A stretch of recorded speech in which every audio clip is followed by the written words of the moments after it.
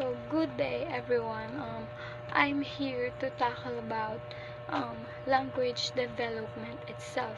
First, what is language development? It is the process starting early life. Infant starts without knowing a language, yet by 10 months, babies can distinguish speech sounds and engage in babbling. Some research has shown that the earliest learning begins in utero when the fetus starts to recognize the sound and speech patterns of its mother's voice and differentiate it from other sounds after birth. Um, so now let's move on to the two main areas of language. Um, if a person has trouble understanding or sharing thoughts, ideas, or feelings, the person may have language disorder. Um, a language disorder can be receptive or expressive language disorder. So, to recognize if your child has this so-called disorder, it is a must to know the difference between receptive and expressive language. So, receptive language is the input of language. It is the ability to understand and comprehend spoken language that you hear or read. Um, for example, the child's ability to listen and follow directions. For example, the mother says this to her child, put on your coat. Yes, it relies um, it relies on the child's receptive language skills. Um, in typical development, children are able to understand language before they are able to produce it. Um, Children who are unable to comprehend language may have receptive language difficulties or receptive language disorder. So next is the expressive language. Um, in contrary, I mean, it is the output of of language. It is the ability to express your wants and needs through verbal or non-verbal communication. It is the ability to put thoughts into words and sentences in a way that makes sense and grammatically correct. Um, Children that have difficulty communicating their wants and needs may have expressive language difficulties or expressive language disorder. Um, for example, children, a child may have expressive language disorder if when they if they are unable to tell you when they need to go to the bathroom or when they are hungry. So next is the perceiving speech. The process of perceiving speech begins at the level of the sound signal and the process of audition. After processing the initial auditory signal, speech sounds are further processed to extract acoustic cues and phonetic information. Um, Phonemes are unique words to create words. It is the basic building blocks of language. Example, the sound of B and P, which is B and P. Yes, and also, um, it is also known that the newborn's left hemisphere, left brain hemisphere is sensitive to, left brain hemisphere is sensitive to language. So now let us proceed to the Stages of language development. There are 6 stages of language development. First is the prelinguistic stage. During the first year of life, the child is in a pre-speech stage. Um, developmental aspects. Um,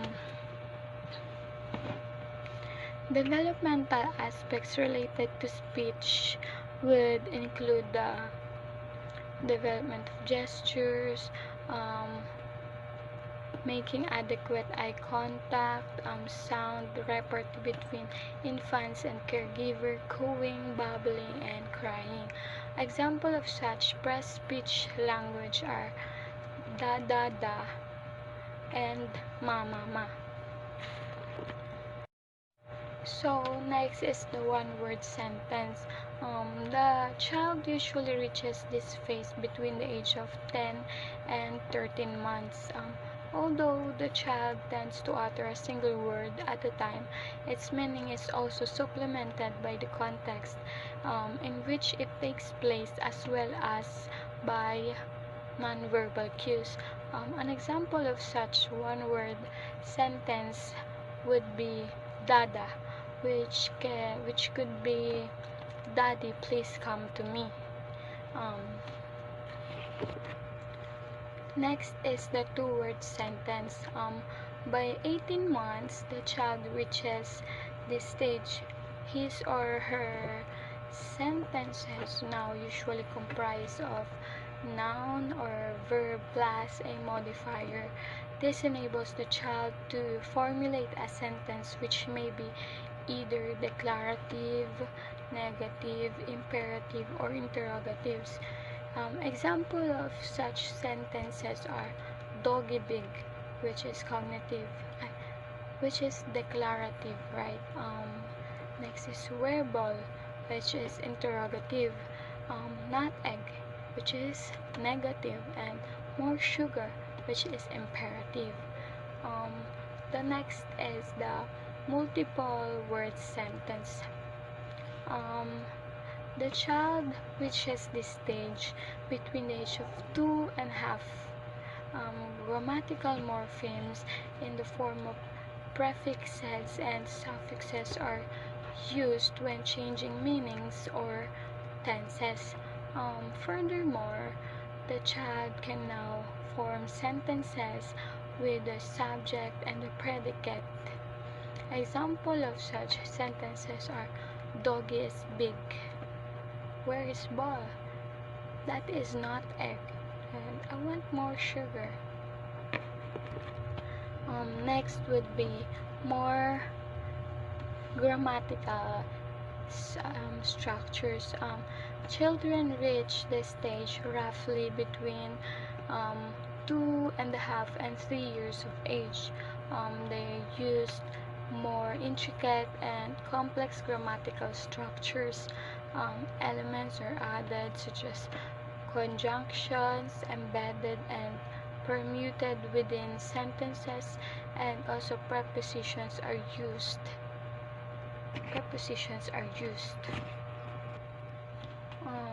Example of these are read it, my book, which is conjunction, right? Um, where is daddy? Which is embedding. Um, I can't play, which is permutation, and take me to the shop, which is wherein the child use preposition of place. The next is the adult-like language structures. The 5 to 6-year-old child reaches this developmental level. Complex structural distinctions can now be made, such as by using the concepts ask or tell and promised, and also changing the word order in the sentence accordingly. Example of this are ask her what time it is, um, ask the child what time it is. And the other example is the he promised to help her. The child now made a promise. promise to himself. Let's move on to the words are symbols. Infants must recognize that words are symbols. It is the entities that stand for another entities. There is sensory motor to pre-operational stage at the age of 18 months. And lastly, they must know that gestures and words convey a message equally. So now let us proceed to the theories of language development. The process of language development in infants and children is complex and interrelated. For normal communication to develop, there must be an integration of anatomy and physiology of the speech. Systems, neurological development, and interactions that encourage infants and children for communication attempts. There are four theories that explain most of speech and language development. First is the behavioral theory. The behavioral perspective states that language is a set of verbal behaviors learned through operant conditioning. What is operant conditioning? Well, it is a method of changing behavior so that a desired behavior is reinforced immediately after it occurs. So there goes the second theory, which is the nativistic theory. It is a biologically based theory which states that language is innate, physiologically determined, and genetically transmitted. This means that a newborn baby is pre-wired for language acquisition, and a linguistic mechanism is activated by exposure to language. This theory believes that language is universal and unique to only humans, and that unless there are severe mental or physical limitations or severe isolation and deprivation, humans will acquire language. Next is the semantic cognitive theory. It is a perspective of language development that emphasizes the interrelationship between language and cognition. That is, the meanings conveyed by a child's production. Children demonstrate certain cognitive abilities as a corresponding language behavior emerges. For example, children know they want to communicate, which is cognition, but do not always use the correct semantics or grammar. Also, children may not know the correct use of a word or understand that a word can have more than one meaning. Next, lastly, is the social pragmatic theory. It considers communication as the basic function of language. This perspective is first seen in infant/caregiver interactions, in which the caregiver responds to an infant's sounds and gestures. Good day everyone, especially to you, Mr. Martinez. My name is Aliona Angelica D. Santos, and I'm going to tackle about the individual differences in word learning, which is still part of language development. Let's first start with naming explosion. Naming explosion or word spout is the stage in language development wherein the child's spoken vocabulary increases over a short period of time. Naming explosion may occur at the 14th to 22nd month, and the vocabulary size for a typical 18-month-old is from 25 to 250 words. Phonological memory is the ability to remember speech sounds briefly, and it is an important skill in acquiring vocabulary. Children have larger vocabularies when they are exposed to much high-quality language. Next is bilingualism. Bilingualism and individual differences in word learning is that infants progress slowly at first when they learn two languages simultaneously. Imagine we adults have difficult time in studying two languages at a time. So, what if an infant or a baby will try to study two languages at a time at his or his age? Monolingual children have larger vocabularies than bilingual children. Why? Because monolingual children only focuses on one language rather than the bilingual children who studies or focuses on two languages. In bilingualism, there are two types in individual differences in word learning. It is the coordinate bilingual and the subordinate bilingual.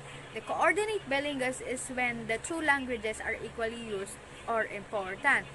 And the subordinate bilingual is when the mother tongue or the native language dominates the other language.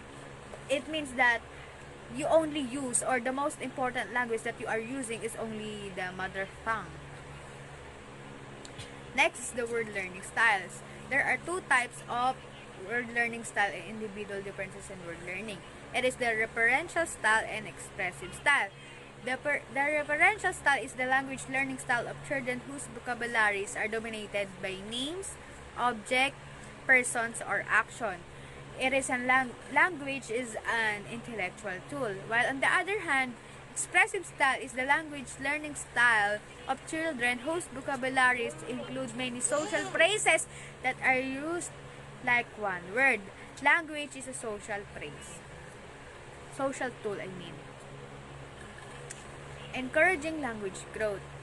Now, here in encouraging language growth, as we all know, when we have a cousin or a sister which is ages like 6 months, we always help them to like learn new word like say mama, say papa, like that.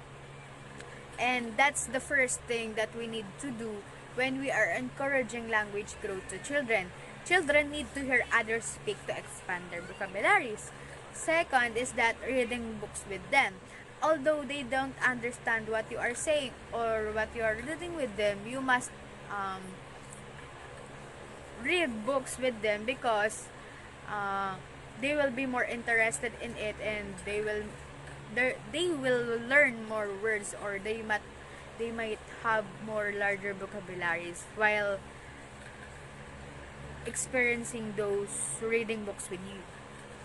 And you can also let them watch videos like Dora the Explorer or Blue's Clues, because some children have or may have difficulty in relating real objects to the objects in videos and photographs. And children learn new words when they participate in activities that forces them to understand their meanings and use those words. Grammatical development. There are 3 common formulas in grammatical development, which is the actor plus action, action plus object, possessor plus possession. The first example in actor plus action is the mommy, sleep, kuya, play, and ate, fly. The next is action plus object, which is shoot, ball, clean, toys, and crow, teddy. The last one is the possessor plus possession, which is Barney, shoes, Fluffy, book, and daddy stick. Next is from 2 words to complex sentences. It has 3 types, or like 3 unders or subcategories, what do you call that? Telegraphic speech, grammatical morphemes, and overregulation. First is the telegraphic speech is speech used by young children that contains the words necessary to convey a message. Children's 2-word speech like mama, eat, daddy, play, like any other examples. Next is grammatical morphemes. Words or endings of words that make a sentence grammatical, such as ing, ed, or s. And the last one is overregulation. Grammatical usage that result from applying rules to words that are exception to the rule, which is an example, two mans instead of two men, adding s to make it plural. Grammar acquisition. In grammar acquisition, there are mainly 1, 2, 3. It has 4 types, I guess, or 4 unders. First is the behaviorist answer. The behaviorist answer is that the children imitate the grammatical form they hear. They learn it through imitation and reinforcement. Like what I have told earlier, what does what the children hears, he or she will imitate it. The next is the linguistic answer. Children are born with a grammar learning processor. It is located in the left hemisphere of the brain. And the learning grammar depends in specialized neural mechanisms that are unique to humans. And birth to 12 years is critical for acquiring language and mastering grammar. The mastery of grammar is closely related to vocabulary growth. The third one is the cognitive answer. Children learn grammar through cognitive skills that help them detect regularities and patterns in speech they hear. Example of that is noun plus subject equals plural. They learn language by searching for regularities across many examples that are stored in memory. So like what I have said earlier, they always imitate what the adults say to them. So we must be always careful to what we say to our children. The last one is the social interaction answer. The context of interaction between adults and the children. Improved communication provides an incentive for children to master the language and for the adults to help them. So, if you don't talk to your child or don't help her or him speak at a young age, he or she might not learn language at all. Communicating with others, taking turns, alternating as a speaker and listener. For example, you are communicating with a baby, you see a bird, you will say, "Oh, can you say the bird?" The baby will say, "Oh," like that. He will pretend that he or she understand what you are saying. And you will respond, "Oh, it's a pretty bird." And the children or infant will say, "Oh," or "Mama," like that. And you will respond again that, "Oh, you're right, it's a bird." Like, you are acting as if you are the speaker and you're the listener at the same time. And an infant may point, touch, or make noises to get an adult to do something. For example, if a baby is hungry, he will cry. Or if the baby is age like 8 months old and knows how to hold his bottle or point at his bottle, if he or she is hungry, he will cry and point at his bottle and said, "Mama," like that, because he or she can talk fluently at the age like that. And next is listening well. Preschoolers do not always realize when a message have a double meaning. For example, you are giving a joke.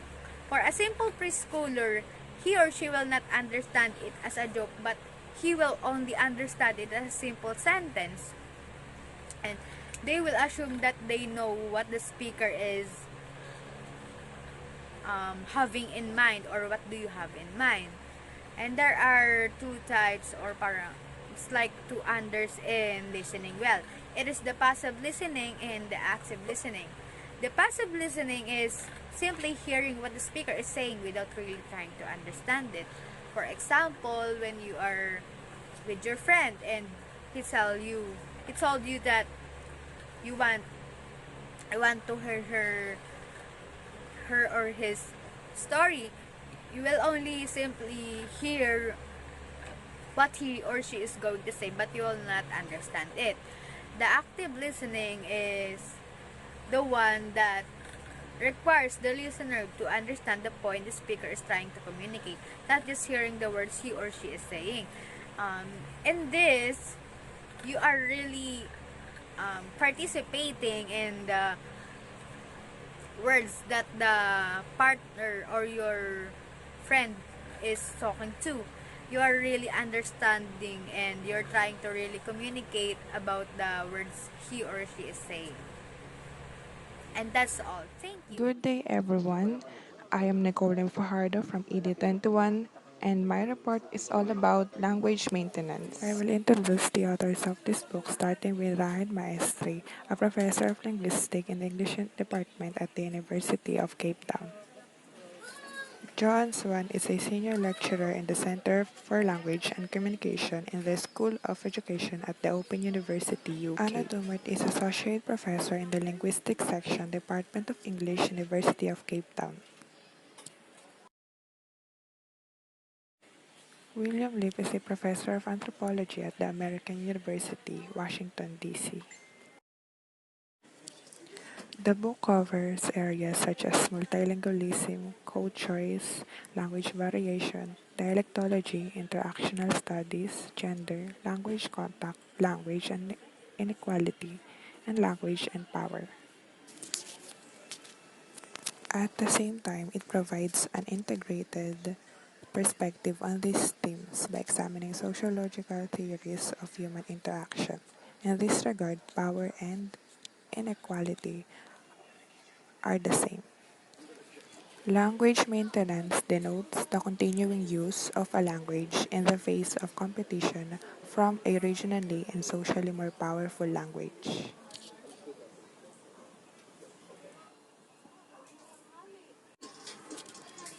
Language shift denotes the replacement of one language by another as primary means of communication and socialization within a community. The four causes of shift are economic factors, demographic factors, institutional support, and status.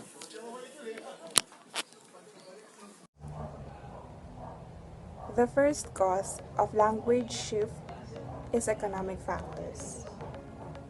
It is the juxtaposition of different speech communities is frequently brought by invasion, seeking of refuge, immigration of workers, or trade. The meaning of juxtaposition is an act or an instance of placing two or more things side by side, often to compare or contrast or to create an interesting effect. So, in many countries, modernization and urbanization often lead to bilingualism in a vernacular language and a more widespread regional language associated with the community. For the second cause of language shift is demographic factors. Numbers of speakers do have a bearing on successful language maintenance. It might seem obvious that the smaller the size of a community, the stronger the threat of language shift and death. However, it is not possible to specify a critical mass of speakers necessary for the survival of the language. For an immigrant group, endogamy, marriage that is restricted within that community or within that group will also improve chances of a family language being transmitted to offspring. When Lang Li, 1982, found that third generation of Chinese Americans residing in Chinese dominant neighborhoods, Chinatowns, were less likely to have adopted English as their mother tongue than their age mates outside the Chinatowns. The third cause of language shift is institutional support.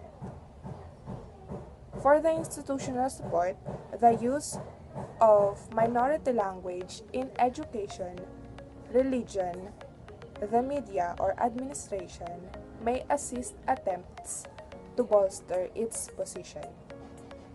A major asymmetry exists between the use of a minority language in educational settings, which is associated with the formal and standard norms of a language, and the hyper-colloquial and localized use of a language and its dying stages. Just like, for example, German was once a prominent language of the USA, not far behind English at the time of independence. Since then, it has declined as a colloquial language, with most speakers eventually shifting to English. German is, however, maintained until the present day among Old Order Amish, and Mennonite communities in Pennsylvania whose religions beliefs preclude them from participating in modern ways of dress, behavior, and speech. For the fourth cause of language shift is the status. Some writers consider a group of self-esteem and the status of their language, written or oral, vehicle for sacred texts, and the major regional language elsewhere in the world, and so on, to play a role of in maintenance and shift. Aditi Mukherjee in 1996 undertook a study of maintenance patterns of Punjabi and Bengali in Delhi. The presence of these languages in Delhi is largely due to the relocation of Hindus from East and West Pakistan, now known as Bangladesh and Pakistan respectively, since the late 1940s. An important reason for the differential pattern of maintenance is the higher status that Bengalis accord their language, especially for literary and cultural traditions compared to the majority of language in Delhi in Hindi. So, we are done with language maintenance, language shift, and now we will move on to language death. In language death, there are four types. The first type is gradual death, the second is sudden death, the third is radical death, and lastly, bottom to up death. We will tackle first the gradual death. What is gradual death? Gradual death involves gradual replacement of one language by another. That is, it also involves language shift. So for example, replacement of Gaelic by English parts of Scotland. With respect to Scottish Gaelic, Derek Thompson, 1990, argues that the exodus of people from the Scottish Highlands in search of work in English-speaking areas in the 19th century was a key factor for eventual decline.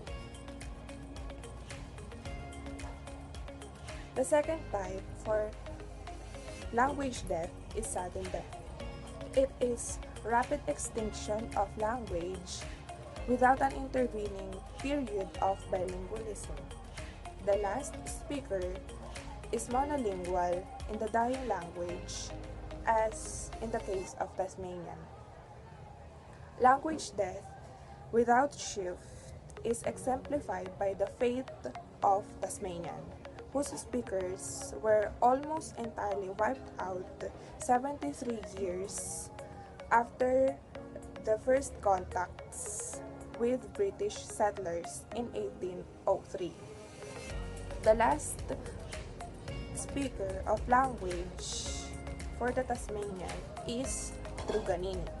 The last speaker of this language is said to have died with her own language intact and with no knowledge of English save for a few borrowing that had already been incorporated into Tasmanian according to Swadesh 1948. The third type is radical death.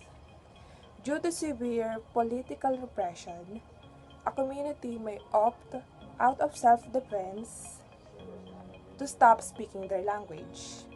The last speakers are thus fluent in the dying language but don't actually transmit it or use it to their language. For example, the massacre of thousands of Indians in El Salvador in 1932 led the surviving speakers of Kakaopera and Lenca to stop speaking those languages as a survival strategy so as not identified as Indians.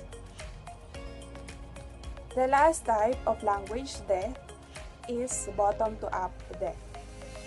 A language ceases to be used as a medium of conversation but may survive in special use like religion or folk songs. For example, Southeastern Cheltal or Teltal is dying in Mexico, with only a few older speakers in scattered villages but survives in the register of prayer. For the critical analysis, the study of language maintenance, shift, and death is one which affects linguists directly since languages provide the database of their subject.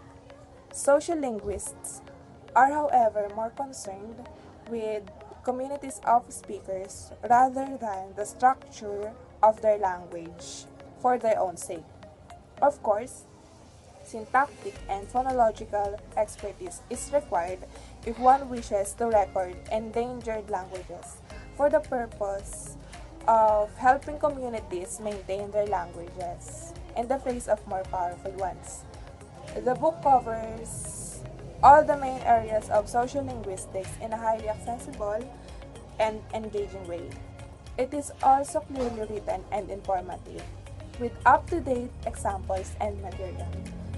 The accessibility and clarity of this volume is ideal for students new to the subject.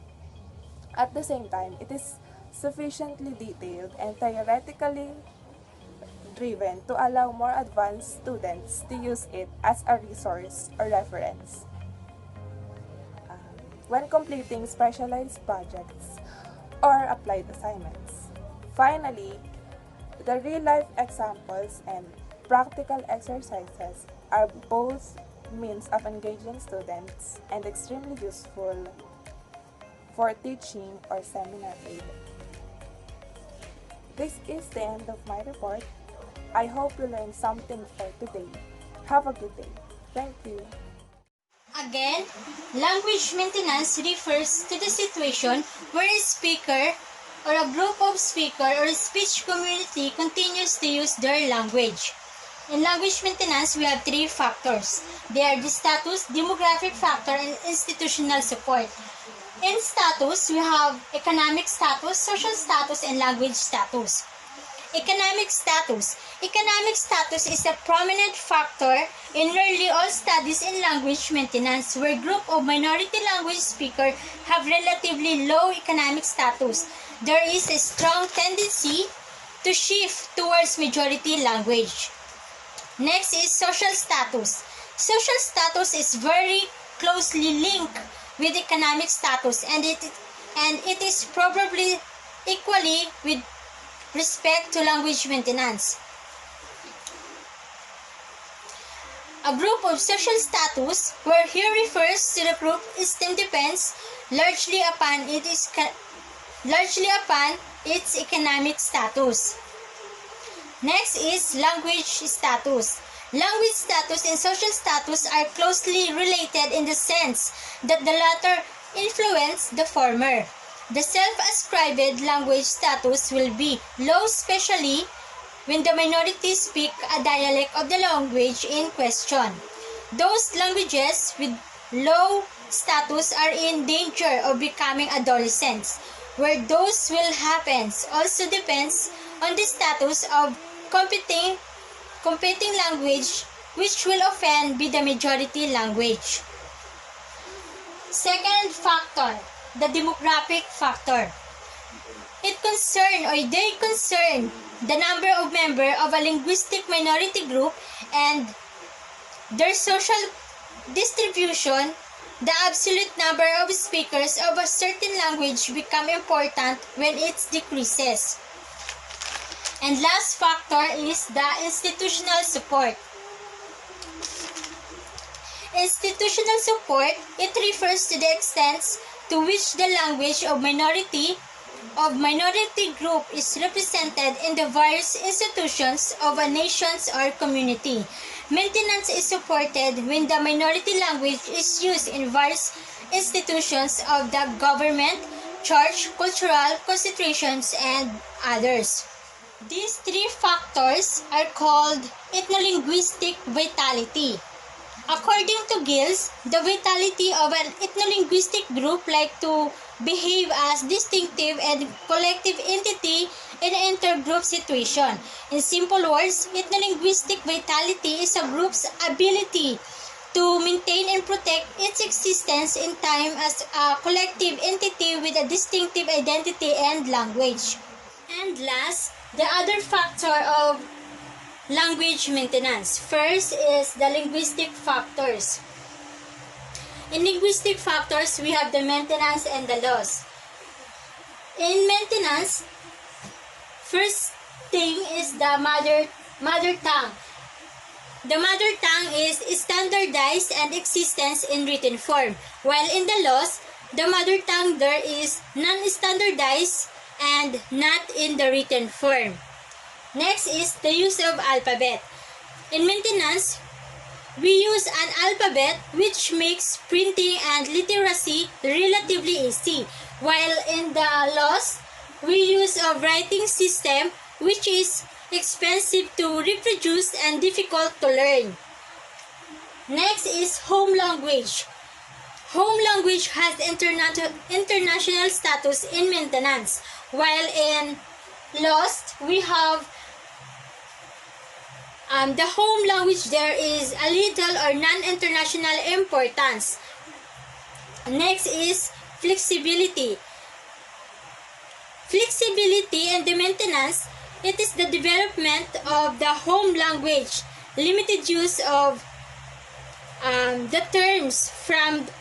the new terms from the majority, while in the loss, it is no tolerance of new terms for majority language or too much tolerance of the loan words, leading to mixing and eventual language loss.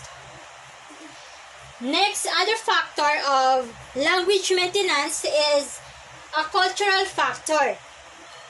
In cultural factor, the maintenance there is also a mother tongue. In mother tongue, it is institutional, like schools, community, and organizations. While in loss, it is lack of mother tongue institutional, like mass media, leisure activities. Next is cultural and religious. In maintenance, we have cultural and religious ceremonies in the home language, while in lost, we have cultural and religious activities in the majority language. Next is ethnic identity. Ethnic identity is strongly tied to home language in maintenance, while in loss, the ethnic identity defined by factors other than language. And next is nationalistic. In maintenance, nationalistic aspirations as a language groups, while in lost, we have few nationalistic aspirations. Then the mother tongue. Mother tongue emphasis, mother tongue is the home language, while in the lost, the mother tongue not the only homeland national language or mother spans several nations.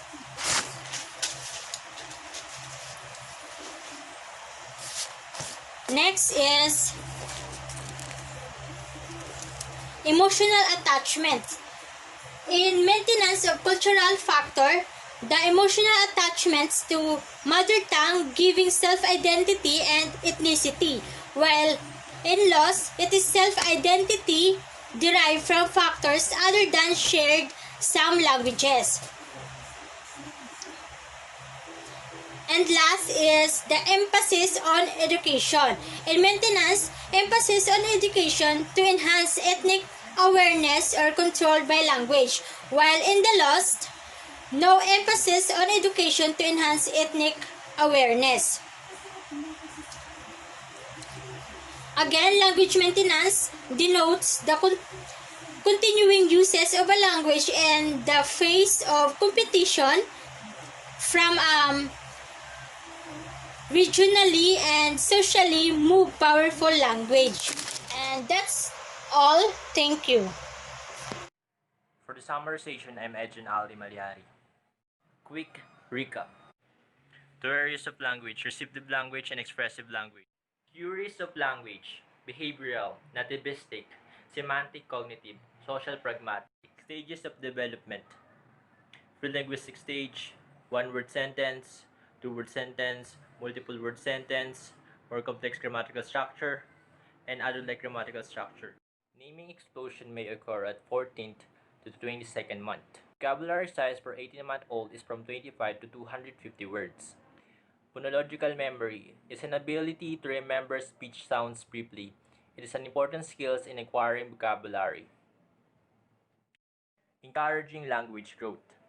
Children need to hear others speak to expand their vocabularies. Children learn new words when they participate in activities that forces them to understand their meaning and use those words. Grammatical development. Common formula: actor plus action, action plus object, possessor plus possession. Communicating on others. Taking turns, listening well, active listening, and passive listening. Cost of language shift. Economic, demographic, institutional support, and status. Language death. Gradual death, sudden death, radical death, and bottom-up to death. Language maintenance is concerned with the retention of minority language by its speakers when it is in contact with the majority of language. Three factor of language: status, development factor, institutional factor. And that's all. Until next time.